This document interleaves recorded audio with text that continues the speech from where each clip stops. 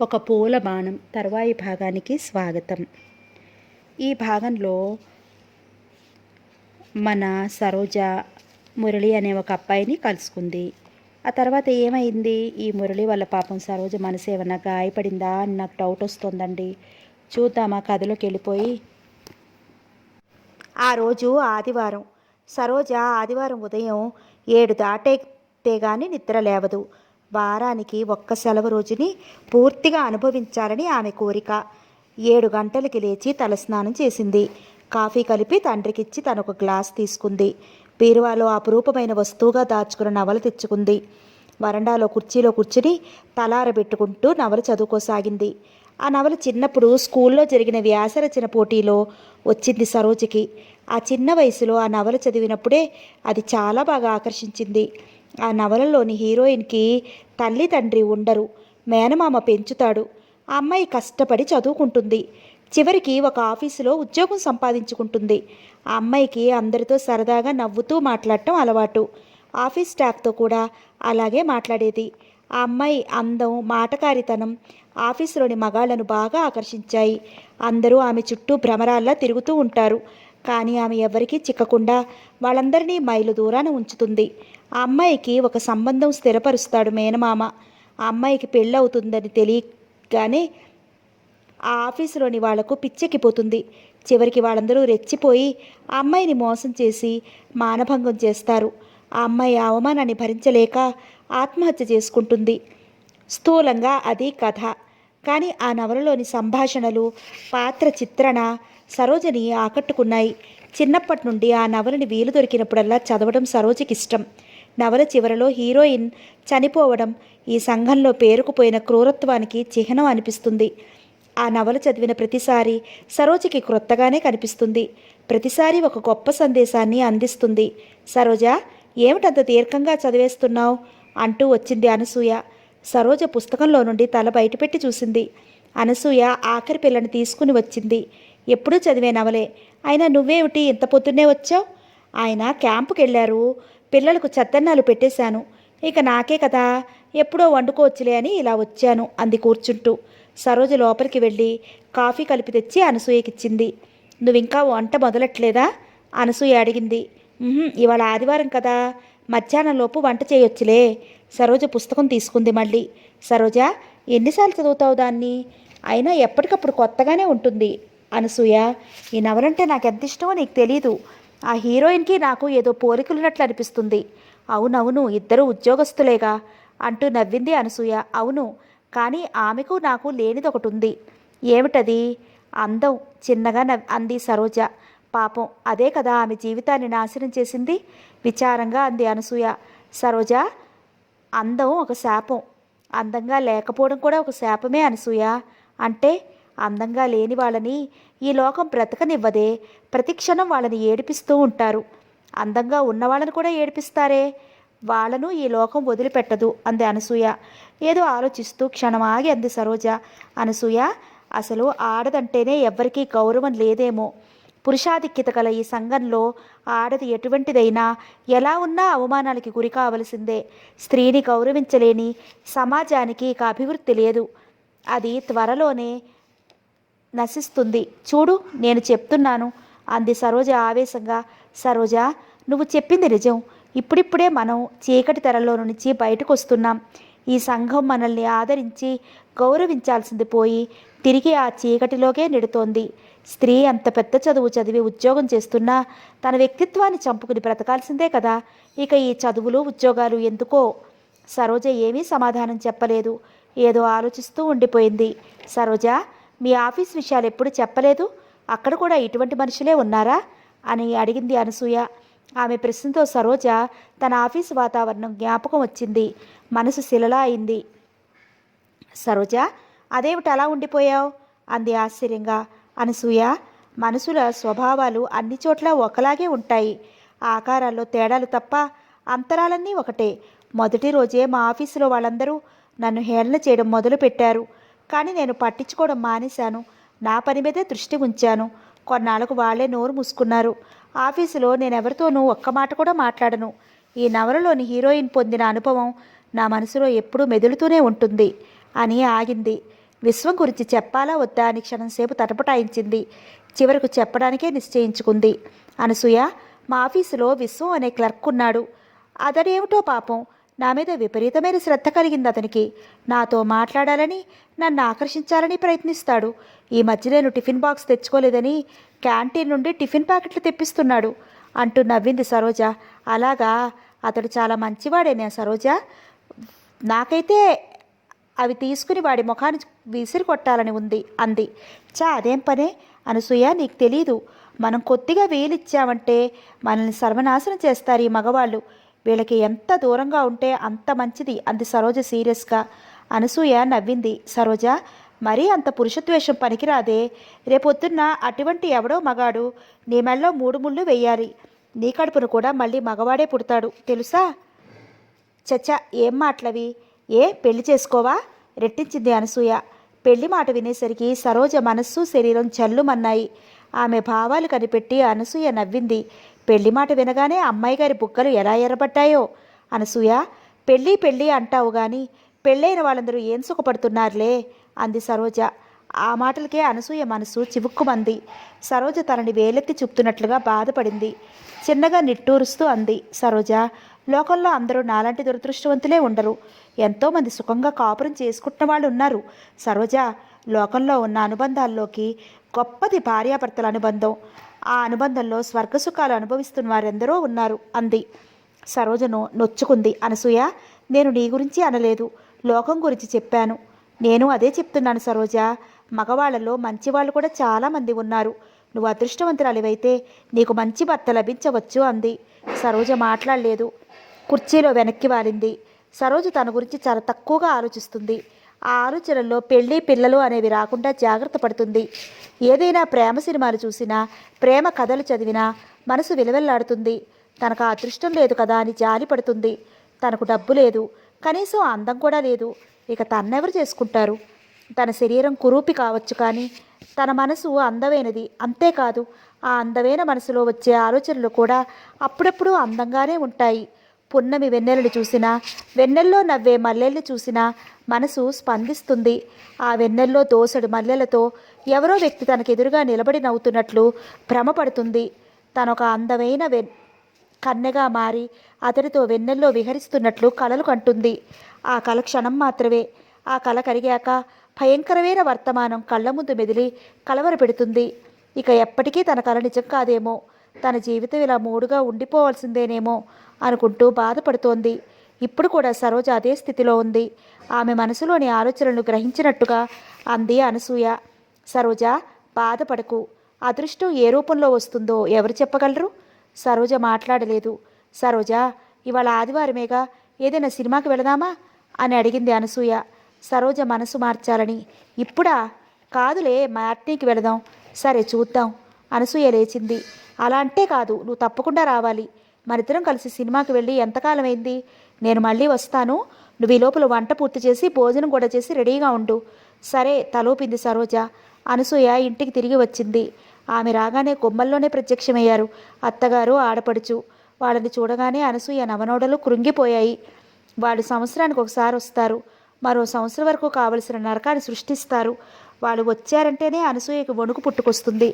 లోపలికి వెళ్ళబోతున్న అనసూయని గుమ్మంలోనే నిలేశారు వాళ్ళు. ఏవమ్మా, పెత్తనాలకి ఎక్కడికి వెళ్ళావు? మేము వచ్చి గంట అయింది. పిల్లల్ని పంపిద్దామంటే నువ్వు ఎక్కడికి వెళ్ళావో తెలియదు అన్నారు. ప్రక్కింటికి వెళ్ళాను అని లోపలికి వచ్చింది. ఎప్పుడనగా ఎక్కామో రైలు. స్నానం చేసి వస్తాం, భోజనం వడ్డిచ్చు అంటూ లేచింది అత్తగారు. ఆ మాట వినగానే అనసూయకు గుండెల్లో రాయి పడినట్లయింది. తను ఇంతవరకు ఇంకా వంటే మొదలుపెట్టలేదు. ఎప్పటికవుతుందో? ఆ మాట చెప్తే ఏం కష్టమంటుందో ఈవిడ. అది కాక ఇంట్లో బియ్యం తప్ప కూరలేమీ లేవు. కొందామన్నా చేతిలో పైసా కూడా లేదు అనుకుంటూ దిగులు పడింది అనసూయ. అత్తయ్య గారు, ఇంకా వంట మొదలు పెట్టలేదు. మీరు వస్తారని తెలియదు కదా. ముందుగా తెలుసుంటే ఈ పాటికి పూర్తయి ఉండేది అని చెప్పింది నెమ్మదిగా. ఆ మాటలు విని బుగ్గలు నొక్కుకుంది ఆడపడుచు. ఏమిటి తెలీదు? అన్నయ్యకి పెద్ద ఉత్తరం రాశాం కదా అంది. లేదండి, నాకు ఆ ఉత్తరం విషయం ఏమీ తెలీదు. ఒట్టు? అసలు మీ అన్నయ్య ఈ మధ్య సరిగ్గా ఇంటికి రావటం లేదు. సరేలే, ఎప్పుడూ ఉన్న గొడవేగా. ఇప్పుడైనా లేచి త్వరగా వంట చెయ్యి అంటూ స్నానం చేయడానికి వెళ్ళారు. అనసూయ కొంపటి వెలిగించి బియ్యం పడేసింది. కొడుకుని రహస్యంగా పిలిచి సరోజ ఇంటికి వెళ్ళి కూరలు తెమ్మని పంపింది. 12 గంటల ప్రాంతంలో వంట అయిందనిపించి వాళ్లకు వడ్డించింది. ఇదేమిటి, ఒక్క కూరేనా, పప్పు లేదా అంటూ ముఖం మార్చింది అత్తగారు. నెయ్యి లేకుండా ఎలా తినేది, గొణిగింది ఆడపడుచు. వాడు సంపాదించిన డబ్బంతా ఏం చేస్తున్నావు, షోకులకు తగలేస్తున్నావా, విసుక్కుంటూ భోజనం ముగించారు. వాళ్ళు తినగా మిగిలింది పిల్లలకు పెట్టి తను తింది అనసూయ. భోజనాలు అయ్యాక ఇద్దరు కుర్ర పెట్టి నిద్రపోయారు. అనసూయ దిగులుగా కూర్చునిపోయింది. వీళ్ళెన్ని రోజులు ఉంటారో తెలియదు. ఇంట్లో సరుకులేమీ లేవు. వీళ్ళకిప్పుడు లేవగానే గ్లాసులు టీ కావాలి. ఇంట్లో పాలు లేవు, పంచదార లేదు, ఎక్కడి నుంచి తేవటం, చేతిలో పైసా కూడా లేదు. ఆయన ఇంటికి ఎప్పుడొస్తారో తెలియదు. ఈ మధ్య పేకాడటం మరీ ఎక్కువైంది. ఇంటి ముఖమే చూడటం లేదు. ఆయన ఇంట్లో డబ్బులు ఇవ్వరు, కానీ ఆయన అడగగానే అన్నీ అమరిపోవాలి. డబ్బు లేదంటే నమ్మరు. ఇప్పుడు వీళ్ళకి ఎలా మర్యాద చేయాలి? అందులోనూ అత్తగారి గొంతు చాలా పెద్దది. ఏం చేయాలి? చాలాసేపు అలాగే కూర్చుండిపోయింది. ఇక తర్వాత లేచి ఇల్లు సర్ది సరోజ దగ్గరికి వచ్చింది. వచ్చేసావా ఫ్రెండు, నేను క్షణంలో చీర మార్చుకుంటాను అంటూ సరోజ అనసూయను చూసి లోపలికి వెళ్ళబోయింది.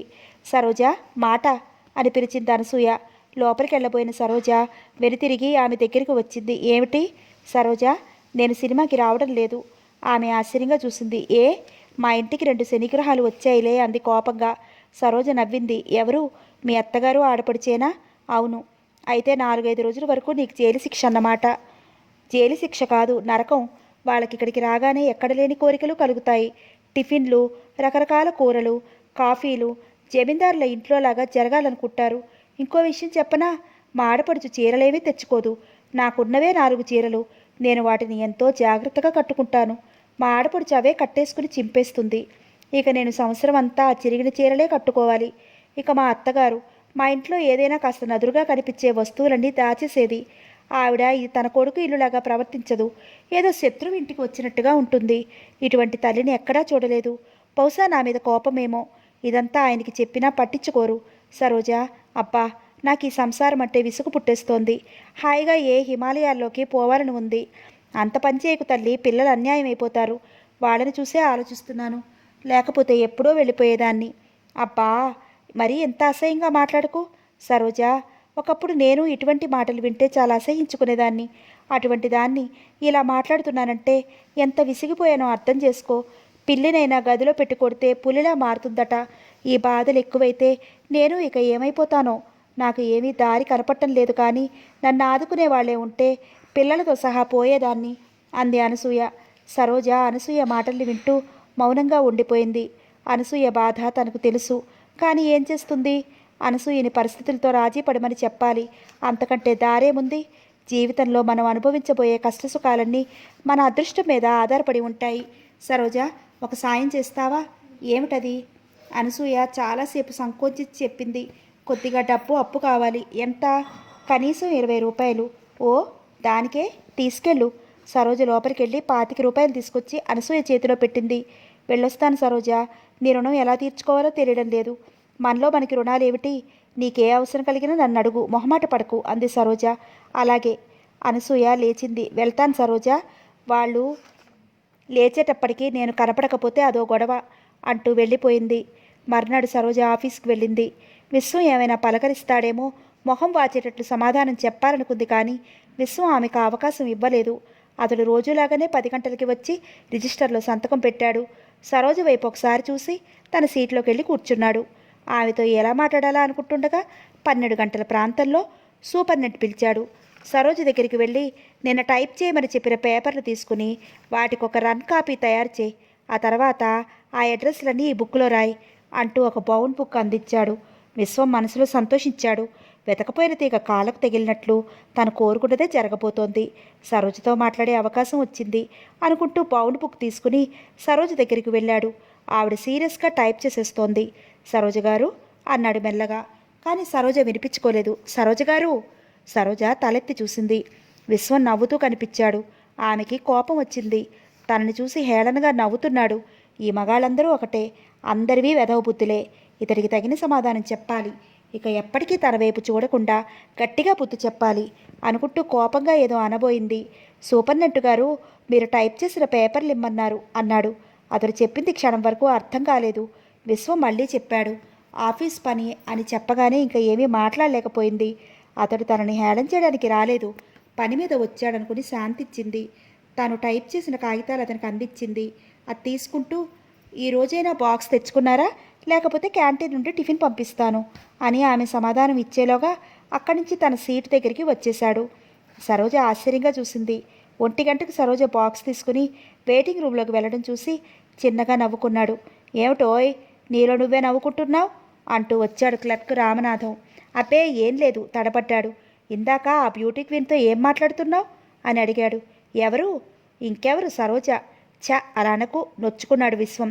చూడటానికే భయంగా ఉంటుంది, కానీ దగ్గరికి వెళ్ళి ఎలా మాట్లాడావోయ్? రామనాథం మాటలు విశ్వానికి కోపం తెప్పించాయి. కొలీగ్ కాబట్టి ఊరుకున్నాడు, మరొకడైతే చెంపలు వాయించేవాడు. రామనాథం వాళ్ళు మనుషులే కదా. అయినా దేవుడిచ్చిన అందానికి మనమేం చేస్తాం? చాలే ఓయ్, చెప్పొచ్చావు. మనకు నచ్చని విషయాన్ని గురించి విమర్శించడం మన హక్కు. అది కాదోయ్, మనం చేసే పని ఎదుటి వాళ్ళకి బాధ కలిగించకూడదు, తెలుసా? సరేలేవోయ్, ఇక నీతులు చెప్పటం ఆపేయ్, క్యాంటీన్కి వెళదాం, మన కడుపు కాలుతోంది అంటూ లేచాడు రామనాథం. విశ్వం కూడా లేచాడు. అప్పుడే సరోజ టిఫిన్ పూర్తి చేసి బాక్స్ తీసుకుని వెయిటింగ్ రూమ్లో నుండి వస్తోంది. విశ్వం, ఇవాళ భలే చీర కట్టిందోయ్, ఆ చీరలో బ్యూటీ క్వీన్ మరీ మెరిసిపోతోంది అంటూ రామనాథం నవ్వాడు బిగ్గరగా. సరోజ అతని వైపు చూసింది. అదే క్షణంలో విశ్వం ఆమె వైపు చూశాడు. సరోజ కళ్ళు ఎర్రగా కారిన ఇనుప ముద్దల్లా ఉన్నాయి. ఆ చూపులకి శక్తి ఉంటే ఎదుటి వ్యక్తులు భస్మమైపోతారనిపించింది. రా విశ్వం. విశ్వం ఆమె వైపు జాలిగా చూసి రామనాథం వెంట నడిచాడు. విశ్వం, మన ఆఫీసులో కొత్తగా క్లర్క్ పోస్టుకి రేపు ఇంటర్వ్యూ ఉందిట అన్నాడు. ఇంటర్వ్యూ అనగానే విశ్వానికి మురళి జ్ఞాపకం వచ్చాడు. మురళి 2 రోజుల క్రితం ఉత్తరం రాశాడు. తను సరోజ గురించి ఆలోచిస్తూ దాని గురించే మర్చిపోయాడు. మురళి రాసిన ఉత్తరం తన పాకెట్ డైరీలో పెట్టినట్లు గుర్తు. ఉందా లేదా అని జేబు తడుముకున్నాడు. డైరీ చేతికి తగిలింది. దాన్ని తీసి చేతిలో పట్టుకున్నాడు. క్యాంటీన్లో కూర్చున్న తర్వాత ఉత్తరం విప్పాడు. ఒరే విశ్వం, నేను గుర్తున్నానా? డిగ్రీలో మనిద్దరం ఒకే బెంచి మీద కూర్చుని చదువుకున్నాం. ఎన్నోసార్లు కలిసి సినిమాలకు వెళ్ళాం.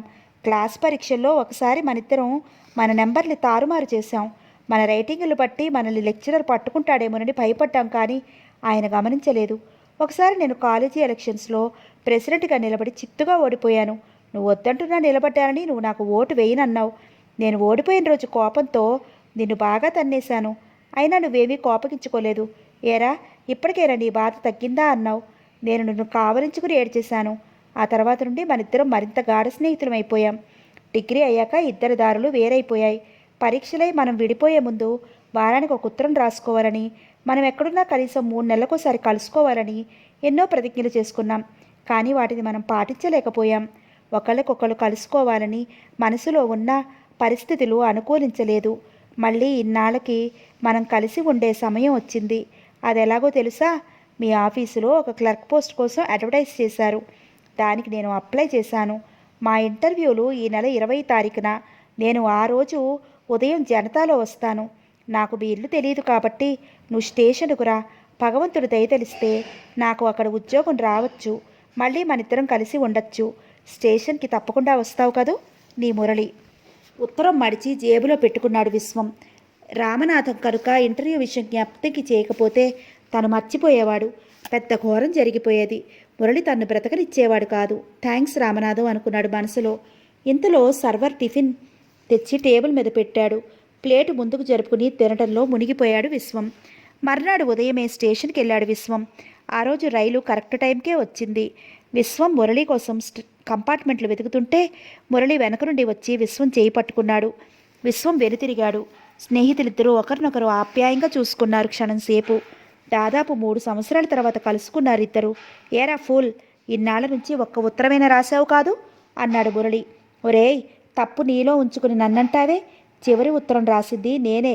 నువ్వు జవాబిచ్చి ఏడిసావా? విశ్వం తిట్టాడు. అప్పుడు నేను మా మావ ఇంట్లో ఉన్నానురా. అవును పాపం, మరదలి ప్రేమ మైకంలో స్నేహితులు ఎలా జ్ఞాపకం వస్తారు? వ్యంగ్యంగా అన్నాడు. చాలేవో, ఇక తగ్గు. హోటల్ భోజనంతో ఇప్పటికే చాలా తగ్గాను, కానీ పద పోదాం అన్నాడు విశ్వం. మురళి సూట్ కేసు అందుకున్నాడు. ఇద్దరూ బయటికి వచ్చారు. ముందు ఏదైనా హోటల్కి పోయి టిఫిన్ తిని ఆ తర్వాత రూముకు పోదాం అన్నాడు విశ్వం. సరే, నీ ఇష్టం. ఇద్దరూ రిక్షాలో బయలుదేరారు. విశ్వం, నువ్వు ఇంత త్వరగా లేచి రైలుకు వస్తావు అనుకోలేదన్నాడు మురళి. రాకనే పోదును. నీకు కనుక పొరపాటున మా ఆఫీసులో ఉద్యోగం వచ్చిందనుకో, ఇక నువ్వు బ్రతకనిస్తావా? ఆ భయంతో వచ్చాను నవ్వుతూ అన్నాడు. ఇంతకీ నాకు ఉద్యోగం వస్తుందంటావా విస్ము అని అడిగాడు మురళి. ఏమో వచ్చినా రావచ్చు. ఆ మాటలకు ఆశ్చర్యంగా చూశాడు మురళి. అంటే నువ్వేమీ ప్రయత్నించలేదా? నువ్వు అలాగని రాయలేదుగా తెల్లబోతూ అన్నాడు. అందుకే నిన్ను ఫూల్ అని తిట్టాను. ఇటువంటి విషయాలు స్పష్టంగా రాయాలా? తెలీదా? స్నేహితుడు ఇంటర్వ్యూకి వస్తున్నాడు అంటే వివరాలు కనుక్కుని వీలుంటే ప్రయత్నించాలి. నీకు అది కూడా చెప్పాలా? అసలు నేను ఇక్కడికి రావడం నీకు ఇష్టం లేదు కదూ? విశ్వం నొచ్చుకున్నాడు.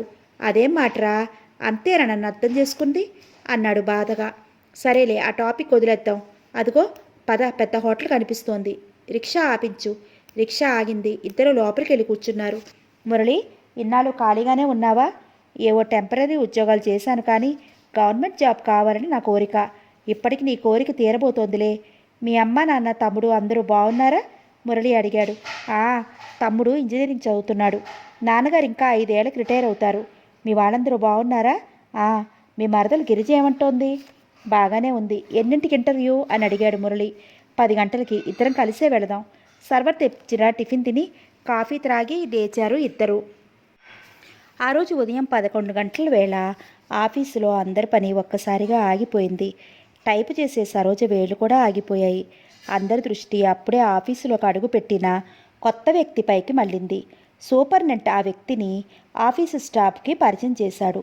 ఇతను మురళి, మన ఆఫీస్కి కొత్తగా వచ్చిన క్లర్క్. మురళి ఎర్రగా, పొడుగ్గా, హుందాగా ఉన్నాడు. చూడగానే ఆకట్టుకునే రూపం మురళిది. ఆలివ్ గ్రీన్ ప్యాంట్, వైట్ షర్ట్లో మెరిసిపోతున్నాడు.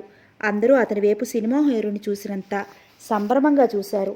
సరోజ కూడా ఒకసారి అతని వైపు చూసి తిరిగి పనిలో లీనమైంది. చూడండి మురళి గారు, మీరు చేయాల్సిన పనేమిటంటే సరోజ గారు టైప్ చేసిన కాగితాన్ని సరిచూడడం, ఆ వెంటనే ఆ కాగితాన్ని డిస్పాచ్ చేయడం అన్నాడు సూపర్నెంట్. మురళి తలెత్తి సరోజ వైపు ఒకసారి చూసి నవ్వుతూ అలాగేనండి అన్నాడు. ఏమన్నా తెలియకపోతే సరోజ గారిని అడగండి అని సూపర్నెంట్ తన పనిలో నిమగ్నమైపోయాడు. మురళి విశ్వం వైపు చూశాడు. విశ్వం పలకరింపుగా నవ్వాడు. మురళి కూడా విశ్వాన్ని చూసి చిన్నగా నవ్వాడు. ఆ తర్వాత మురళి సరోజ దగ్గరికి వెళ్ళి టైప్ చేసిన కాగితాలు ఉన్నాయా అండి అని అడిగాడు. సరోజ టేబుల్ మీద నుంచి 4 కాగితాలు తీసి మురళి ముందు పడేసింది. మురళి ఆ కాగితాలు తీసుకుని తన సీటు దగ్గరికి వచ్చి వాటిని చూడసాగాడు. వాటిల్లో ఒక్క తప్పు లేదు. ఇంత అందంగా, నీట్గా టైప్ చేయవచ్చని ఇప్పటివరకు తెలియదు మురళికి.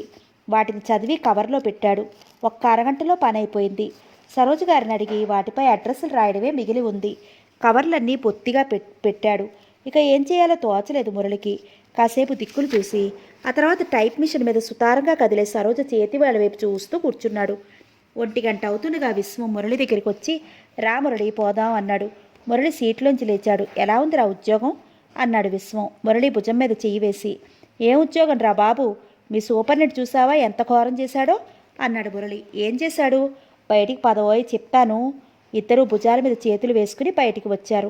ఏమిటో చెప్పరా, నీకు వచ్చిన కష్టం అన్నాడు విశ్వం. మురళి సిగరెట్ ప్యాకెట్లో నుంచి 2 సిగరెట్లు తీసి ఒకటి విశ్వానికి ఇచ్చి తనొకటి తీసుకున్నాడు. నన్ను తీసుకెళ్ళి ఆ సరోజి కింద వేశాడురా అన్నాడు ఏడుపు మొహం పెట్టి. విశ్వం సిగరెట్ పొగ వదులుతూ నవ్వాడు. నీకు అలా నవ్వులాటగానే ఉంటుందిరా, నా బాధ నీకు అర్థం కాదు. అయినా అదేం రూపంరా, జిట్టోడుతున్న ముఖం, దుబ్బులాంటి జుట్టు, వెలిసిపోయిన చీరలు. రామరామ అన్నాడు మురళి. అయినా అమ్మాయి మంచి పిల్లరా పాపం. రేపు దేవుడిచ్చిన రూపానికి తనేం చేస్తుంది? ఆకారం సరేరా, కాస్త నీట్గా ఉండొచ్చు కదా. చూస్తే డోకొచ్చేలా ఉంది. నలుగురిలోకి వచ్చినప్పుడు కాస్త శుభ్రంగా ఉండాలని తెలియకపోతే ఎలా? విశ్వం ఏమీ మాట్లాడలేదు. ఇంతలో సర్వర్ వచ్చాడు. ఇద్దరికి టిఫిన్ చెప్పాడు మురళి. సరోజ లాంటి ఆడదాన్ని ఎక్కడా చూడలేదురా. ఆవిడ దగ్గర ఎలా పనిచేయాలో ఏమిటో మురళి దిగులుగా అన్నాడు. విశ్వం సిగరెట్ని ఆస్ట్రేలో పడేసి అరే మురళి, అంత బాధపడకపోతే ఆమెని మార్చడానికి ప్రయత్నించకూడదు అన్నాడు. మురళి విశ్వం వైపు ఆశ్చర్యంగా చూశాడు.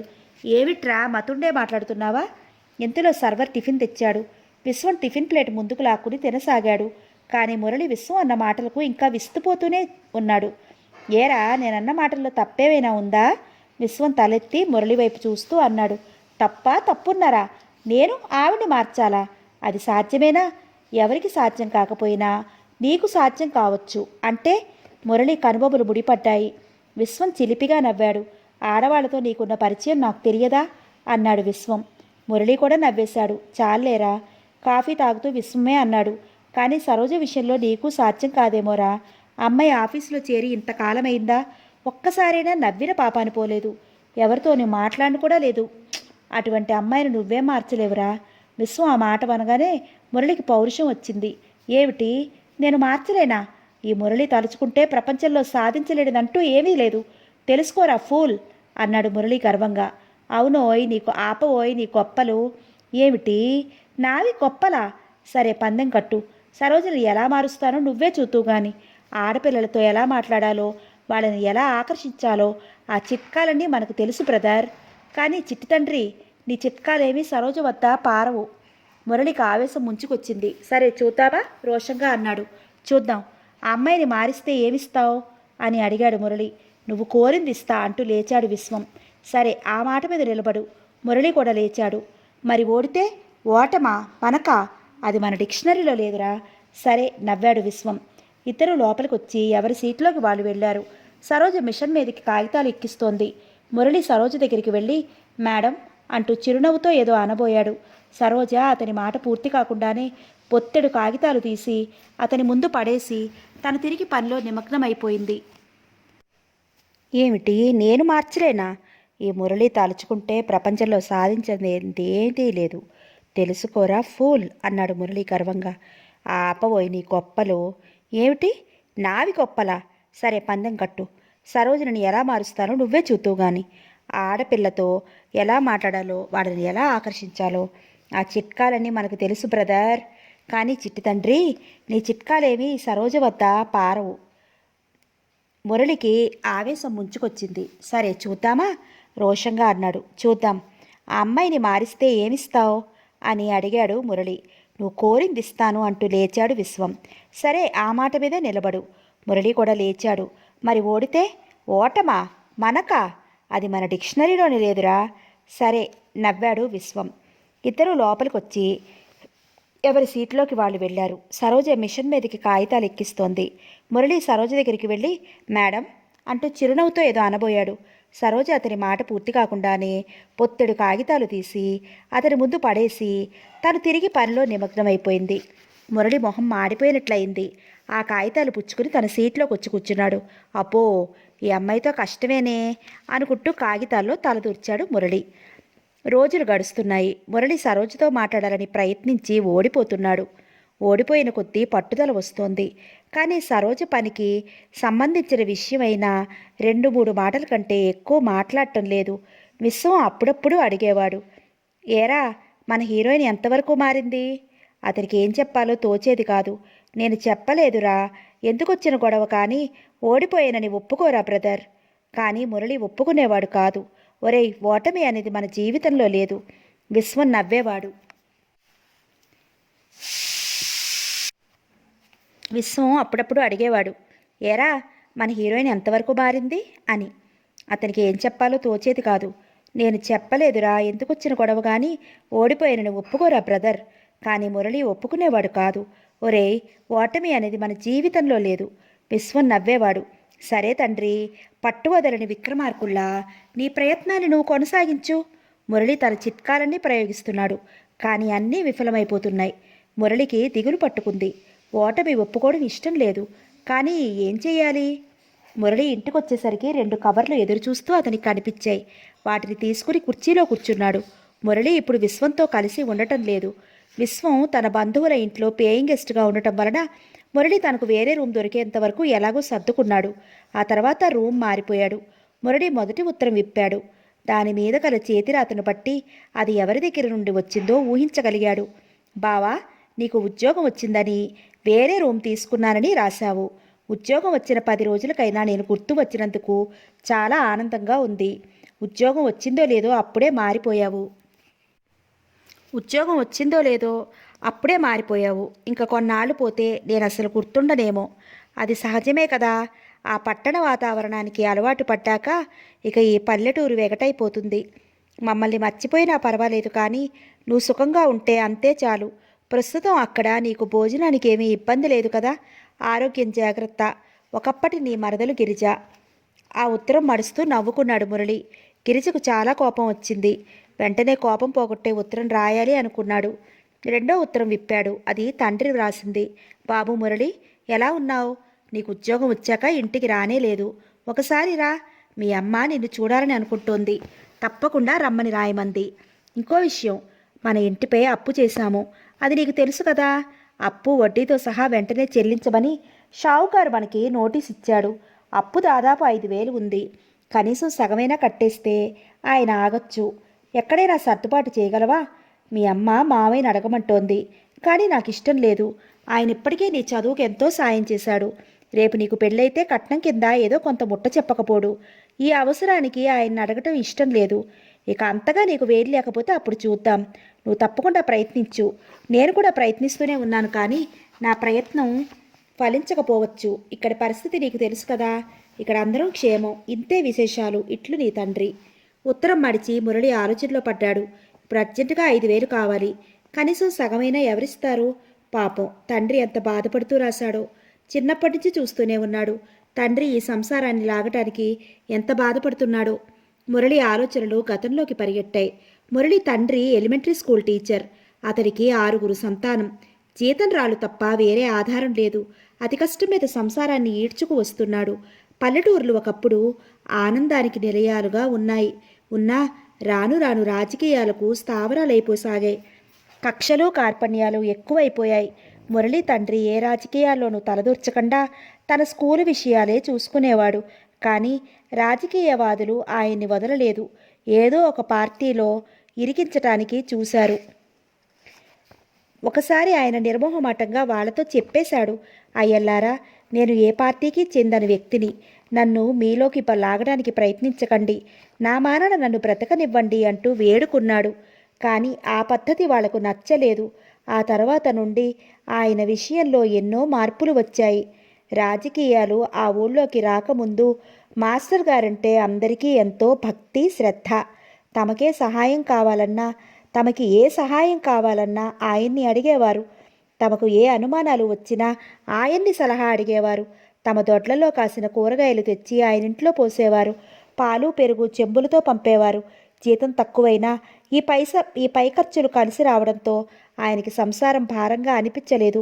రాత్రిపూట ఊళ్ళోని పిల్లల్ని పెద్దల్ని కూర్చోబెట్టుకుని కథలు కబుర్లు చెప్తూ ఉండేవారు. రోజులు ఆహ్లాదంగా గడిచిపోతుండేవి. కానీ కాలం మారింది. రాజకీయాలు ప్రవేశించాయి. జనంలో స్వార్థబుద్ధి పెచ్చు పెరిగి ప్రక్కవాడంటే అసూయ ద్వేషాలు ఎక్కువయ్యాయి. మాస్టారు మీద ఆదరణ తగ్గింది. కూరగాయలు పాలు పెరుగు ఆయనింటికి రావడం మానేశాయి. మాస్టారుకి సంసారం భారమైంది. అంతేకాదు, తమలో చేరలేదని పెద్దలంతా ఆయన మీద కక్ష కట్టి కూర్చున్నారు. అవకాశం దొరికితే చాలు ఆయన్ని ఇరికిద్దామనుకున్నారు.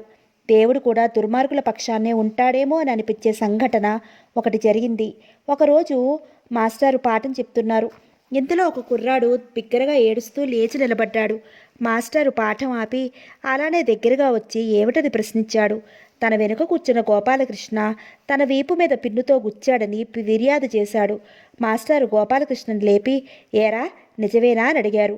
అతడు సమాధానం చెప్పకుండా తల ఎగరేస్తూ నిలబడ్డాడు. అది చూసి మాస్టారుకి కోపం వచ్చింది. నిమిషం గట్టిగా అతని చెంప మీద గట్టిగా ఒక దెబ్బ వేశాడు. గోపాలకృష్ణ కోపంగా మాస్టర్ వైపు ఒకసారి చూసి పుస్తకాలను తీసుకుని బయటికి వెళ్ళిపోయాడు. మాస్టర్ యథాప్రకారం పాఠం చెప్పుకుంటూ వెళ్ళిపోయారు. రాత్రి 10 గంటల సమయంలో గోపాలకృష్ణ, అతని తండ్రి 10 మంది వ్యక్తులను వెంటబెట్టుకుని వచ్చారు. మాస్టారు అన్నాడు బిగ్గరగా. గోపాలకృష్ణ తండ్రి మోతుబరి రైతు. అంతేకాదు, ఆ ఊళ్ళో ఇప్పుడైన ప్రముఖ రాజకీయ నాయకుడు. మళ్ళీ పిలిచాడు. మాస్టారు ఇంట్లో అందరూ నిద్రపోతున్నారు. మరో 2 అరుపులకి మాస్టర్తో పాటు ఆ చుట్టుపక్కల ఇళ్లలోని వాళ్ళు కూడా లేచి వచ్చారు. ఏమిటయ్యా, మా అబ్బాయిని కొట్టావంట? నీకు ఈ ఊళ్ళో ఉండాలని లేదా? మాస్టారు జరిగింది చెప్పాడు. కానీ ఆయన వినిపించుకోలేదు.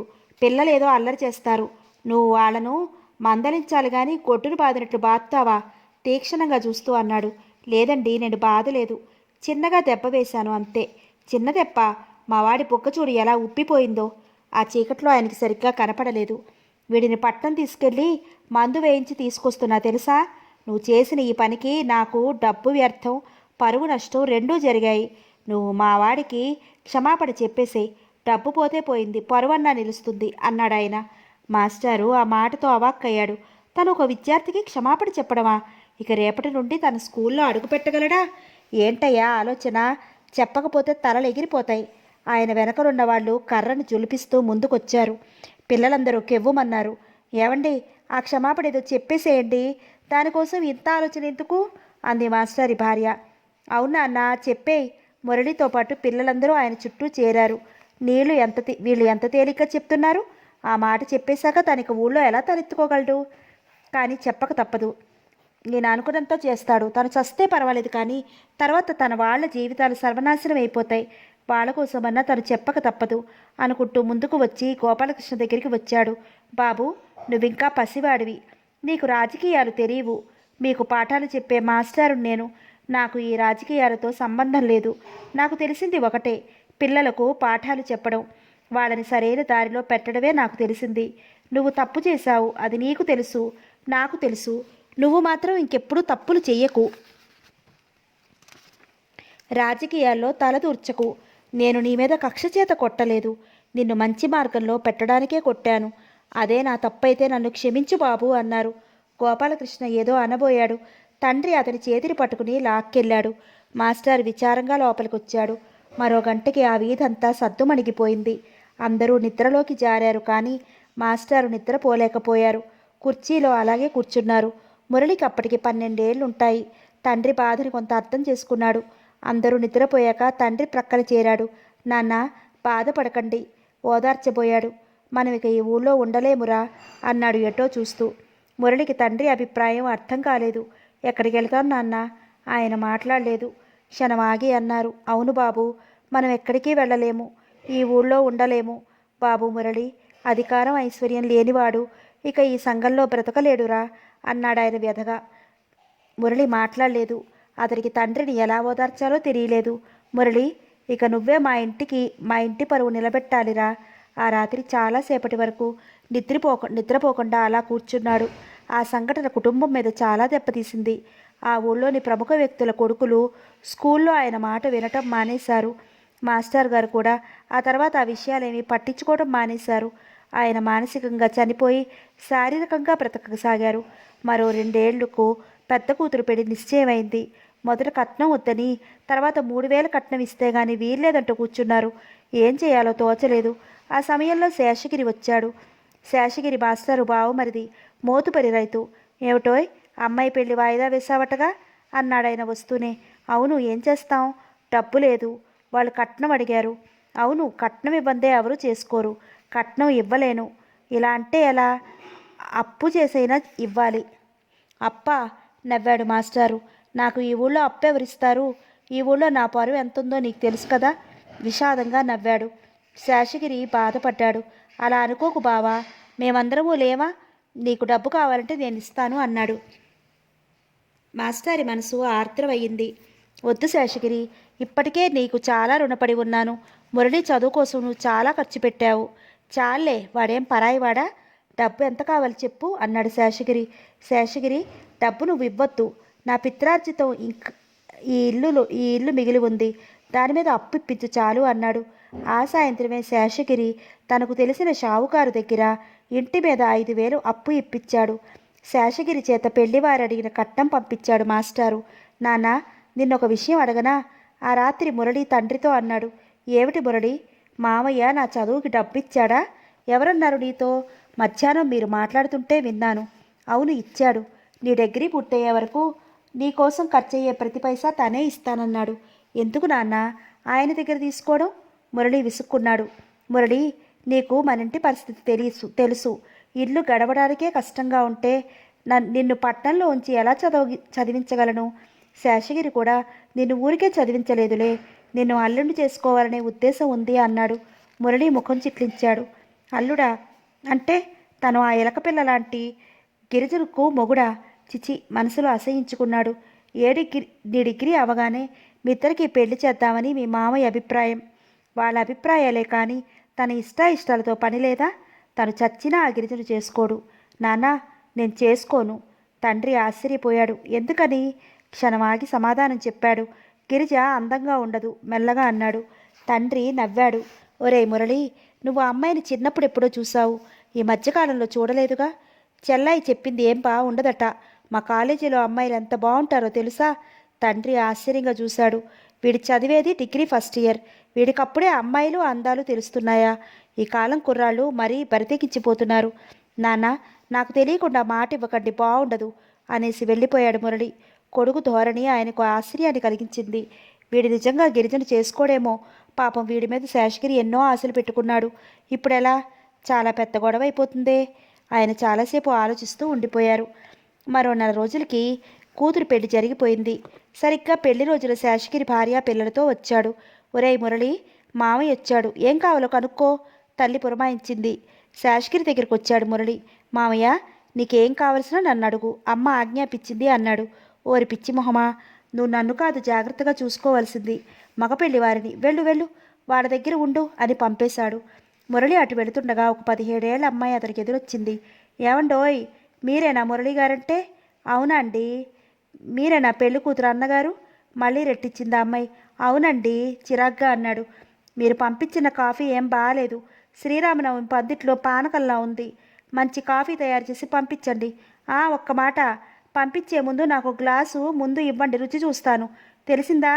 నేను ఇక్కడే నిలబడి ఉంటాను, క్షణంలో తీసుకురావాలంది. మురళి గబగబా వంటకాల వైపు నడిచాడు. వంటవాళ్ళు చేత చక్కటి కాఫీ తయారు చేయించి ముందు ఒక గ్లాసు నిండా కాఫీ పోసుకొచ్చి ఆ అమ్మాయి దగ్గరకు వచ్చాడు.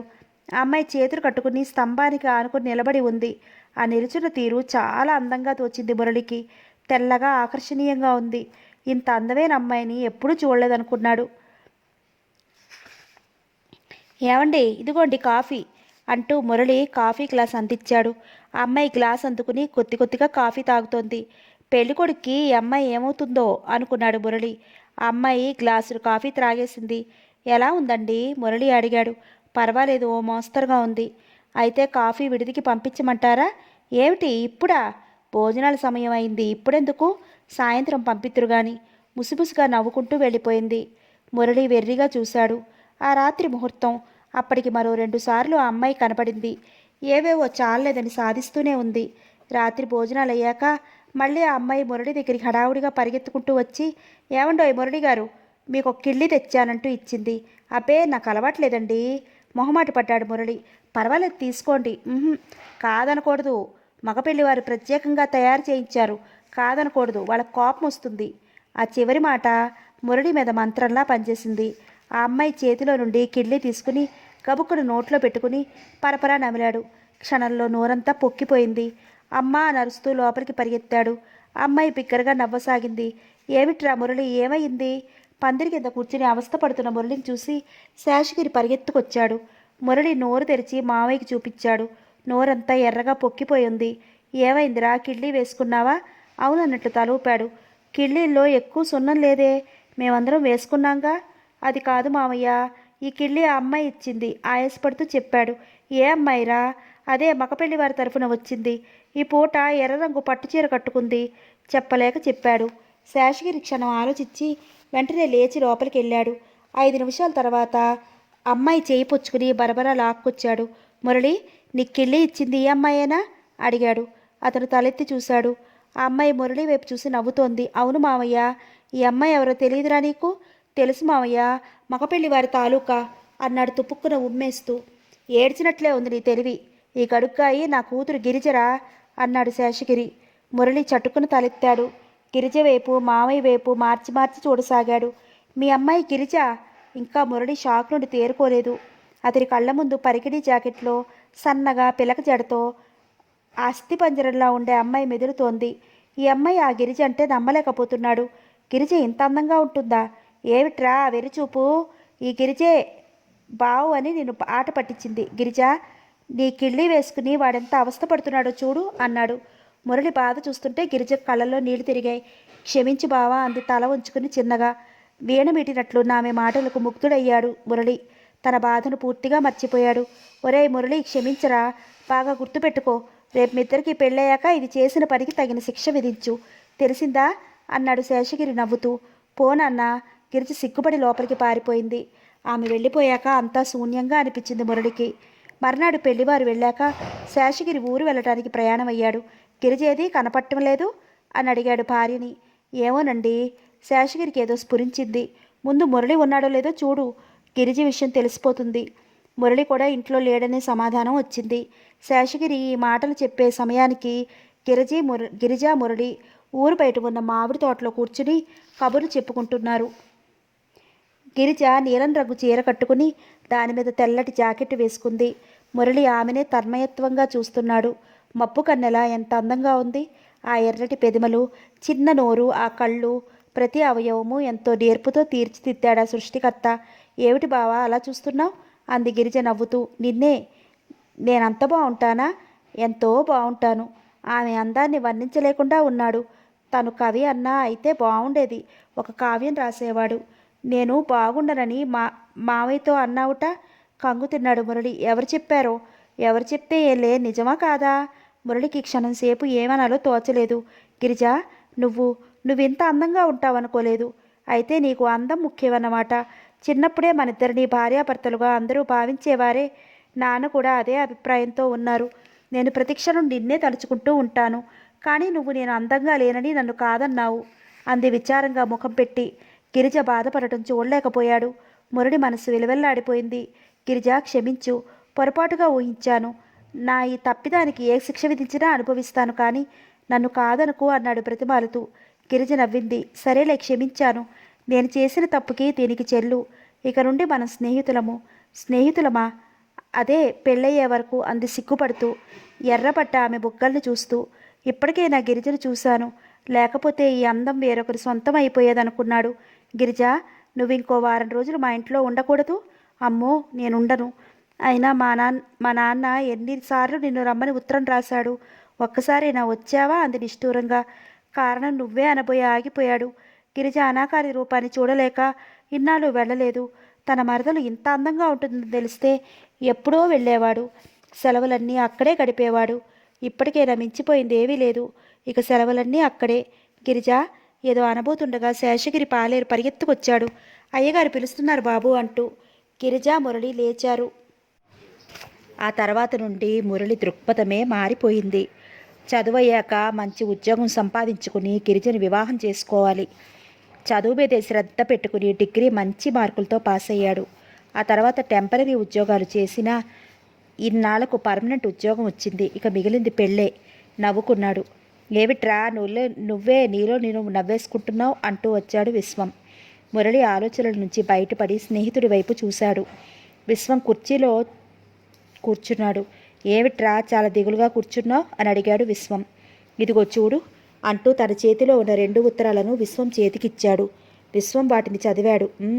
అయితే నీకు అర్జెంటుగా 5,000 కావాలన్నమాట. అవును విశ్వం. పోనీ కనీసం 2,000 ఉంటే ప్రస్తుతం పని జరిగిపోతుంది. ఈ పాటికి నువ్వు పందెంలో నెక్కి ఉంటే నీకు ఆ డబ్బు ఇచ్చి ఉండేవాడిని. అదే ఓడిపోయావు. విశ్వం ఉడికించాడు. మురళికి రోషం వచ్చింది. ఆ మాట అనుకురా. నేను ఓడిపోలేదు, ఓడిపోను కూడా. ఈ మురళి అనుకున్నవెన్నో సాధించాడు. ఉదాహరణకి విను. కాలేజీలో ప్రిన్సిపాల్ కూతురు ఉషా ఉండేది, గుర్తుందా? ఆ అమ్మాయి చాలా చక్కగా ఉండేది. మనందరం మిగతా అమ్మాయిలను ఏడిపించేవాళ్ళం, కానీ ఉష జోలికి వెళ్ళడానికి భయపడేవాళ్ళం. చివరికి ఒకరోజు సారథి అనుకుంటా అన్నాడు, ఉషని ఏడిపించే దమ్ములు మనకెవరికీ లేవురా అన్నాడు. ఆ మాటలకే నాకు రోషం వచ్చింది. మీకు లేకపోవచ్చు, నాకు ఉంది ధైర్యం అన్నాను. అందరూ ఛాలెంజ్ చేశారు, పందెం కట్టారు. నేను ఓకే అన్నాను. ఏం చేయాలో చెప్పమన్నాను. ఆ అమ్మాయి రోడ్డు మీద పెడుతుంటే ఆ అమ్మాయి జడలో నుంచి పువ్వు లాగాలి, అది ఆ అమ్మాయి చూస్తుండగానే తీయాలి అన్నారు. నేను ఒప్పుకున్నాను. ఆ మర్నాడే దాన్ని అమలు చేయాలనుకున్నాను. మర్నాడు ఉదయం 9 గంటలకే ఆ అమ్మాయి వచ్చే రోడ్డు మీద నిలబడ్డాను. మిగతా కుర్రాళ్ళందరూ అక్కడక్కడ నిలబడి ఉన్నారు. ఆ రోడ్డు వచ్చేపోయే జనంతో, కాలేజీ కుర్రాళ్ళతో చాలా సందడిగా ఉంటుంది. అటువంటి రోడ్డు మీద నేను ఆ అమ్మాయి కోసం ఎదురు చూస్తూ నిలబడ్డాను. సరిగ్గా 9:30కి ఉష తన స్నేహితురాలితో కలిసి ఆ రోడ్డు మీద వస్తోంది. నేను సైకిల్ మీద నెమ్మదిగా ఆ అమ్మాయి వెనక్గా వెళ్ళి అందరూ చూస్తుండగా తలలో పువ్వు తీశాను. ఆ అమ్మాయి వెనుతిరిగి చూసింది. నేను ఆ పువ్వుని ఆ అమ్మాయి చేతిలో పెట్టి వచ్చేశాను. అవునా కాదా? అవునరా బాబు, ఒప్పుకున్నాను. నువ్వు చాలా ధైర్యవంతుడివి.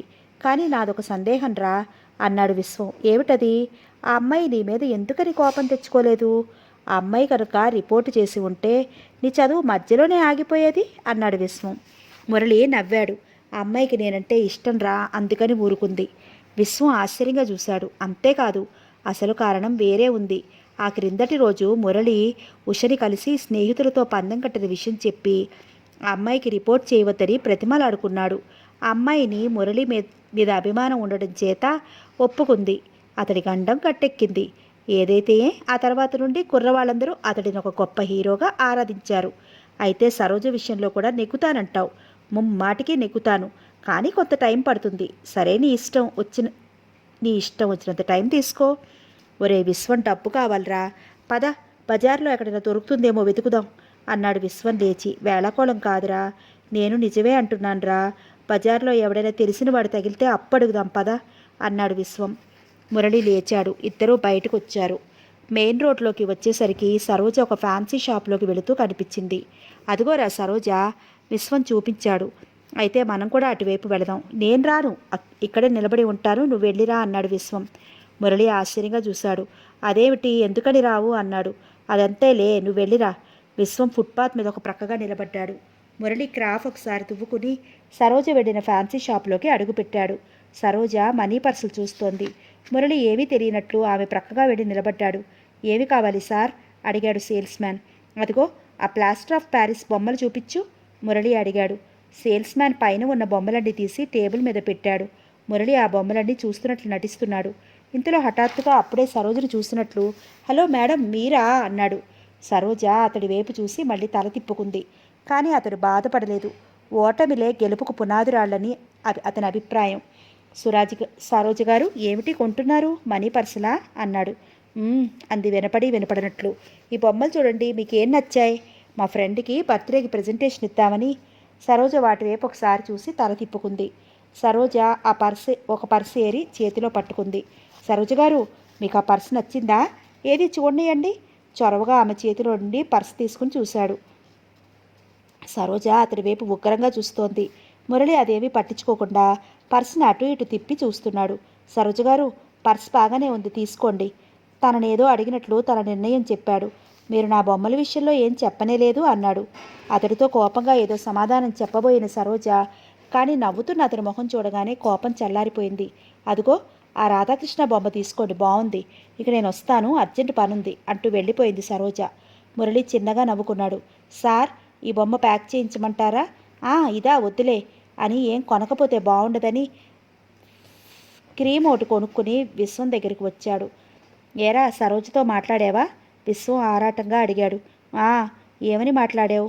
నీకు సరిగ్గా సమాధానం చెప్పిందా? నీ మీద చిరాకు పడలేదు కదా? ప్రశ్నల వర్షం కురిపించాడు. లేదురా బ్రదర్, చిరాకు పడలేదు, నవ్వుతూనే మాట్లాడింది, సరేనా అంటూ జరిగిన విషయం అంతా విశ్వానికి వివరించి చెప్పాడు మురళి.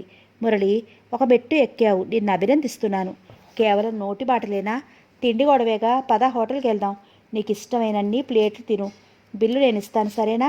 అంతేకాదు, రామనాథాన్ని అడిగి 2000 కూడా ఇప్పిస్తాను, సరేనా? అబ్బా విశ్వం, నువ్వు నాకిప్పుడు ఎంతో నచ్చావురా. నీలాంటి స్నేహితుడు ఉండటం నా అదృష్టం. స్నేహమేరా జీవితం, స్నేహమేరా శాశ్వతం అంటూ పాడుకుంటూ ముందుకు నడిచాడు మురళి. విశ్వం నవ్వుతూ స్నేహితుడిని అనుసరించాడు. ఒకరోజు ఉదయం 10 గంటల వేళ. అప్పటికి అరగంట నుంచి బస్ కోసం ఎదురు చూస్తూ బస్టాండ్లో నిలబడి ఉంది సరోజ. ప్రొద్దుటి నుంచి బాగా ముసురు పట్టింది. పైన జల్లు చిన్నదే అయినా సగం చీర తడిసింది. ఈ పాటికి 2 బస్సులు రావాల్సింది, ఒక్కటి కూడా రాలేదు. శరీరాన్ని తడుపుతున్న వాన మీద, టైం అవుతున్నా ఇంకా రాని బస్సు మీద చిరాకు పడుతోంది సరోజ. ఇంతవరకు ఒక్కరోజు కూడా ఆఫీస్కి ఆలస్యంగా వెళ్ళలేదు. ఇవాళ వెళ్ళేసరికి ఎంత లేట్ అవుతుందో కొంగు నెత్తి మీద నుంచి కప్పుకుంది. ఇంతలో సరోజ ముందు ఒక ఆటో ఆగింది. అటువైపు చూసింది. ఆటోలో నుంచి మురళి దిగి, హలో సరోజ గారు, వర్షంలో తడుస్తూ నిలబడ్డారే, రండి ఆటోలో వెళదామన్నాడు. సరోజ సంకోచిస్తూ అలాగే నిలబడింది. ఇప్పుడప్పుడే బస్సు వచ్చే జాడ లేదు, ఇంకా ఎంతసేపు అలా నిలబడతారు? పైగా వర్షం, అవతల ఆఫీస్కి ఆలస్యం అయిపోతోంది. ఆఖరి వాక్యం సరోజ మీద పనిచేసింది. ఇంకేమి మాట్లాడకుండా గబగబా వచ్చి ఆటోలో కూర్చుంది. చిరునవ్వుతో మురళి ప్రక్కన కూర్చున్నాడు. ఆటో కదిలింది. 10 నిమిషాల్లో ఆఫీస్ ముందు నిలిచింది. ముందు మురళి, ఆ వెనక సరోజ దిగారు. వరండాలో నిల్చుని సిగరెట్లు కాలుస్తున్న వాళ్ళు ఈ దృశ్యం చూసి ఆశ్చర్యపోయారు. సరోజ పర్సు తీయబోయింది. మురళి వారించి తానే డబ్బులు ఇచ్చాడు. సరోజ తల వంచుకుని గబగబా లోపలికి వచ్చింది. రిజిస్టర్లో సంతకం పెట్టి తన సీట్లో కూర్చుంది. వర్షం మూలంగా ఆఫీస్ స్టాఫ్ అంతా ఇంకా రాలేదు. సరోజ వర్క్ మొదలుపెట్టింది. మధ్యాహ్నం 1 గంట కాకుండానే అందరూ క్యాంటీన్ వైపు బయలుదేరారు. వర్షం ఇంకా తగ్గలేదు. చీకటిగా చలిచలిగా ఉన్న ఆ వాతావరణంలో ఎవ్వరికీ పని చేయాలనిపించడం లేదు. కానీ చెయ్యక తప్పదు కాబట్టి వేడివేడి కాఫీ తాగి సిగరెట్ కాల్చి కాస్త రిలీఫ్ పొందుదామని క్యాంటీన్లో దూరారు. సరోజ టైప్ మిషన్కి ఇంకా విశ్రాంతి లభించలేదు. మురళి కాగితాలు సర్దేశాడు. సరోజ దగ్గరికి వచ్చి, సరోజ గారు, 1 గంట అయిందండి అన్నాడు. సరోజ తలెత్తకుండానే తెలుసండి అంది. మరైతే టిఫిన్ చేయరా? సరోజ టైప్ చేయడం ఆపి, నేను ఇవాళ తెచ్చుకోలేదండి అంది. అరే అలాగా, ఉండండి టిఫిన్ తెప్పిస్తానన్నాడు. అబ్బే ఎందుకండి, వద్దు అంది సరోజ. అలా అనకండి, అసలే వర్షంలో తడిశారు, కాస్త కాఫీ అన్న తాగకపోతే తలనొప్పి వస్తుంది అని ప్యూరుని పిలిచి టిఫిను కాఫీ తెప్పించాడు. సరోజ తెగ మొహమాట పడిపోతూనే తీసుకుంది. మురళి కూడా అక్కడే టిఫిన్ చేశాడు. కాఫీ తాగుతూ సరోజతో మాటలు కలిపాడు. మీ ఇల్లు అక్కడేనా? అవునండి, ఆ ప్రక్క వీధిలోనే. మరి మీది? సంకోచంగానే అడిగింది సరోజ. మాది అక్కడ కాదండి, మా ఫ్రెండు ఒకడక్కడ ఉంటే వాడిని చూడాలని వచ్చాను. ఆటోలో వస్తుంటే మీరు కనిపించారు అని చెప్పాడు మురళి. సరోజ కప్పు టేబుల్ మీద పెట్టింది. కానీ చూసారా చిత్రం, మా వాడి దగ్గరకు సైకిల్ మీదే వచ్చాను. తీరా రాబోతుంటే సైకిల్ పంచర్ అయింది. అది వాడింట్లోనే పడేసి ఆటో ఎక్కాను. ఏది జరిగినా మన మంచికే అంటారు, ఇదే కాబోలు అన్నాడు మళ్ళీ. అంటే అన్నట్లు చూసింది సరోజ. అదే, ఆటోలో రాబట్టే కదా మిమ్మల్ని కూడా డ్రాప్ చేయగలిగాను. ఓ అదా, నవ్వేసింది సరోజ. మురళికి హఠాత్తుగా స్ఫురించింది. తను ఇంతవరకు గమనించలేదు, కానీ సరోజ నవ్వితే చాలా బాగుంటుంది. పెదవులు వంపు తిరుగుతాయి. అందమైన పలువరస తలుక్కుమంటుంది. ఆ తెల్లదనం ముఖమంతా పరుచుకుంటుంది. సరోజ డబ్బు తీస్తూ థ్యాంక్స్ అండి అంది. నాకెందుకండి, టిఫిన్ నేనేం తయారు చేయలేదు, క్యాంటీన్ వాడికి చెప్పండి అన్నాడు మురళి. ఆమె మళ్ళీ నవ్వింది. తన జన్మ తరించిందనుకున్నాడు మురళి. సాయంత్రం అయ్యింది. సరోజ టైప్ మిషన్ కట్టేయబోతుండగా ప్యూను బొత్తెడు కాగితాలు తీసుకొచ్చి, అయ్యగారు అర్జెంటుగా టైప్ చేయమన్నారండి అన్నాడు.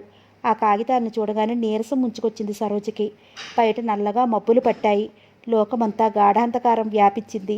ఏ క్షణాన్నైనా కుంభవృష్టి కురవచ్చు. ఇప్పుడు ఈ కాగితాలు టైప్ చేయడం మొదలు పెడితే ఎంత అవుతుందో. అప్పుడే అందరూ ఫైళ్లు కట్టేసి వెళ్ళిపోతున్నారు. చేసేది లేక ఆ కాగితాన్ని మిషన్ మీదకి ఎక్కించింది సరోజ. అన్నీ టైప్ చేసేసరికి దాదాపు గంట పట్టింది. వెళ్ళిపోతూ ఎదుటి వ్యక్తిని చూసి ఆశ్చర్యపోయింది. మురళి కుర్చీలో కూర్చుని ఏదో పుస్తకం తిరిగేస్తున్నాడు. ఆఫీస్ అంతా ఖాళీగా ఉంది. అరే, మీరింకా ఉన్నారా అంది సరోజ అప్రయత్నంగా. మురళి పుస్తకంలో నుంచి తల బయటపెట్టి, మీరు ఒక్కరే ఉన్నారు, తోడుగా ఉండాలనిపించి అన్నాడు. భలేవారే, నాకేం భయం? భయమని కాదు, వర్షం పడుతోంది, మళ్ళీ మీరు ఇబ్బంది పడతారేమో, ఆటో మాట్లాడి మిమ్మల్ని ఇంటికి పంపుదామని కూర్చున్నాను. అతని అభిమానానికి చలించిపోయింది ఆమె.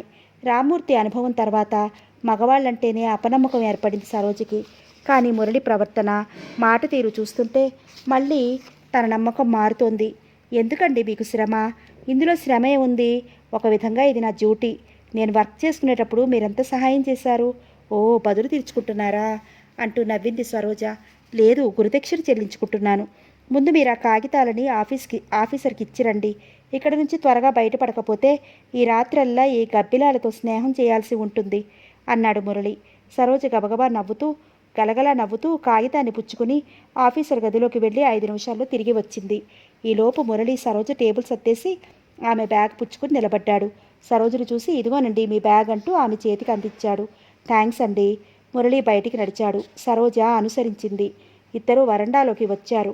బయట సన్నగా వాన మొదలైంది. సరోజ గారు, మీరిక్కడే ఉండండి, వాచ్మ్యాన్తో ఆటో పిలవమని చెప్పి వస్తాను అని మెట్లు దిగి వెళ్ళాడు.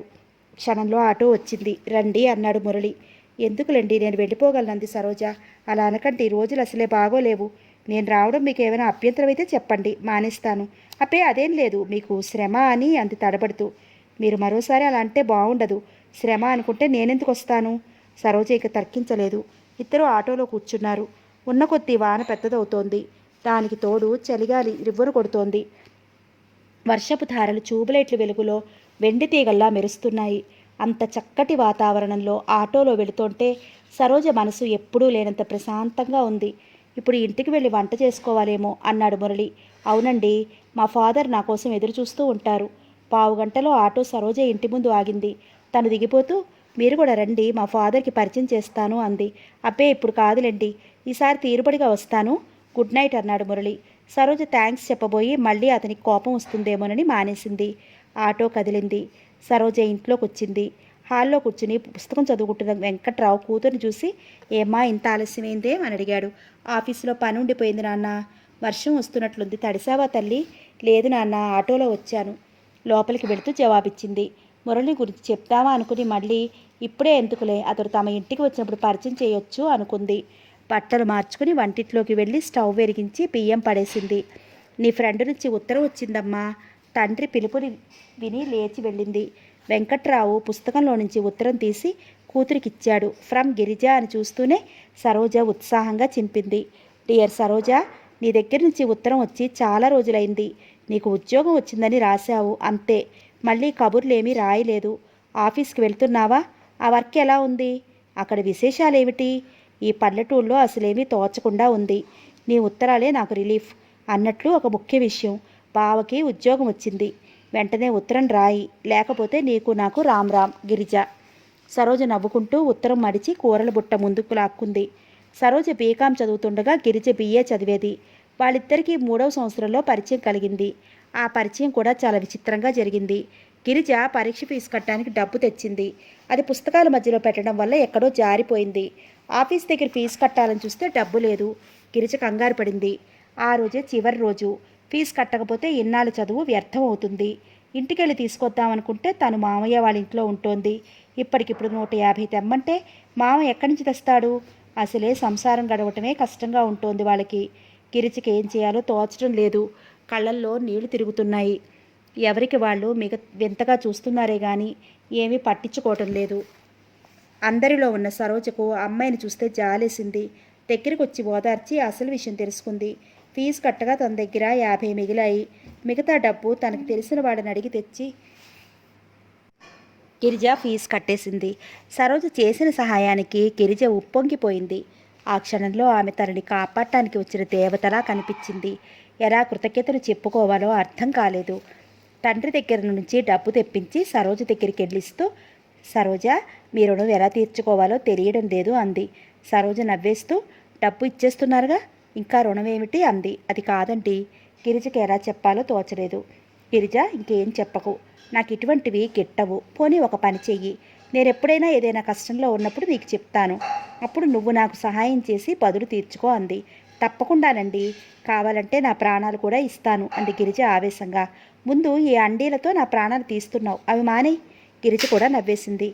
పరీక్షలు అయ్యేంత వరకు గిరిజ అప్పుడప్పుడు సరోజ ఇంటికి వచ్చేది. ఆ తర్వాత పరీక్షలయ్యి తన ఊరు వెళ్ళినా నెలకి కనీసం 2 ఉత్తరాలైనా రాస్తూ ఉంటుంది గిరిజ. సరోజ కూడా వెంటనే జవాబులిచ్చేది. ఈసారి గిరిజకి ఉత్తరం రాసి నెలవుతోంది. రాత్రికైనా జవాబు రాయాలనుకుంది సరోజ. కూర స్టవ్ మీద ఎక్కిస్తూ 15 గంటలో వంట పూర్తయింది. తండ్రికి పెట్టి తన భోజనం పూర్తి చేసింది.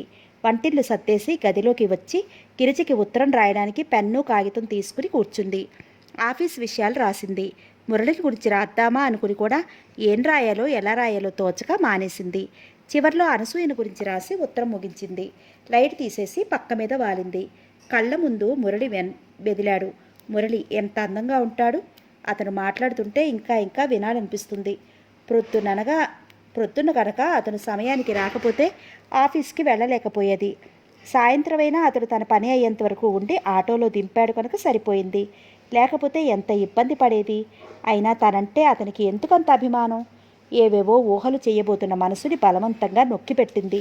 అభిమానం ఏమిటి? ఒకే ఆఫీసులో పనిచేస్తున్నాం కాబట్టి ఏదో సహాయం చేశాడు అంతే అనుకుంటూ గట్టిగా కళ్ళు మూసుకుంది. ఉదయం అనసూయ లేపుతుంటే మెలకు వచ్చింది సరోజకి. కళ్ళు విప్పి ఎదురుగా నిలబడ్డ అనసూయను చూసి ఆశ్చర్యపోయింది. ఈ అందరిలో సగమైన తనకి ఉంటే ఎంత బాగుండేది. జీవితంలో మొదటిసారిగా విచారించింది సరోజ. చిరునవ్వు నవ్వుతూ, ఇంకా నిద్రమత్తు వదలలేనా అని అడిగింది అనసూయ. సరోజ కూడా నవ్వేసింది. వరాలిచ్చే దేవతలా ఎదురుగా నువ్వు నిలబడితే ఇంకా నిద్రేమిటి? ఎప్పుడో పోయింది. ఏమిటి విశేషం? ఇదా, ఇవాళ శ్రావణ మంగళవారం కదా, నోము నోచుకున్నాను. ప్రసాదం ఇక్కడ పెడుతున్నాను, ముఖం కడుక్కుని తిను అని వెళ్ళిపోయింది అనసూయ. సరోజ నవ్వుకుంటూ లేచి బయటికి వచ్చింది. ఇంటి పనంతా చేసుకుని ఆఫీస్కి వచ్చేసరికి టంచనగా 10 గంటలైంది. లోపలికి వస్తున్న సరోజను చూసి హలో, గుడ్ మార్నింగ్ అన్నాడు నవ్వుతూ మురళి. సరోజ కూడా నవ్వుతూ గుడ్ మార్నింగ్ అంది. అది చూసి విశ్వం ఆశ్చర్యపోయాడు. మురళి ఎలాగైనా అసాధ్యుడు అనుకున్నాడు. ఆ మధ్యాహ్నం క్యాంటీన్లో మురళిని కలిసినప్పుడు అదే మాట అన్నాడు. మురళి నవ్వాడు. అప్పుడే అలా పొగడకు రోయ్, ఇది ఇంకా ప్రారంభమే అన్నాడు.